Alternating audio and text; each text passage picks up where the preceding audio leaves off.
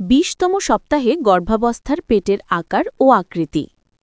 ২০তম সপ্তাহে গর্ভাবস্থায় পেটের আকৃতি ও আকার বেশ সুস্পষ্ট হয়ে ওঠে। আপনি গর্ভাবস্থার অর্ধেক পথ অর্থাৎ ৫ মাস অতিক্রম করেছেন। এই সময় আপনার পেটের আকৃতি ও আকারের কিছু সাধারণ বৈশিষ্ট্য নিচে দেওয়া হল। আকার বৃদ্ধি।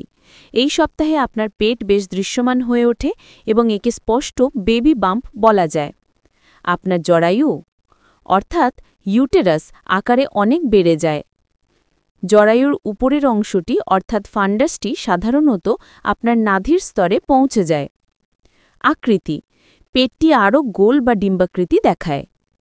তবে মনে রাখবেন, প্রতিটি মহিলার শরীরের গঠন, উচ্চতা, ওজন এবং এটি প্রথম নাকি পরবর্তী গর্ভাবস্থা তার ওপর ভিত্তি করে পেটের আকার ও আকার ভিন্ন হতে পারে। লম্বা মহিলাদের ক্ষেত্রে পেটের আকার ওপরের দিকে ঠেলে উঠে থাকতে পারে। যাদের পেশির দৃঢ়তা ভালো তাদের পেট প্রথম দিকে একটু কম দৃশ্যমান হতে পারে। দ্বিতীয় বা পরবর্তী গর্ভাবস্থায় পেশিগুলো পূর্বেই প্রসারিত থাকার কারণে পেট তুলনামূলকভাবে দ্রুত বড় হতে পারে। নাভির পরিবর্তন বর্ধিত জরায়ুর চাপের কারণে আপনার নাভিটি বাইরের দিকে বের হয়ে আসতে পারে বা সমতল হয়ে যেতে পারে। প্রসবের পর এটি আবার স্বাভাবিক অবস্থানে ফিরে যায়।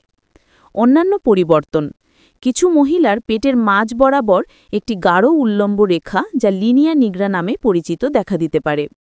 সাধারণত এই সময় পেট বেশ ভালোভাবে দৃশ্যমান হয় এবং আপনাকে সম্ভবত মাতৃত্বকালীন পোশাক অর্থাৎ ম্যাটারনিটি ক্লোথস ব্যবহার শুরু করতে হতে পারে।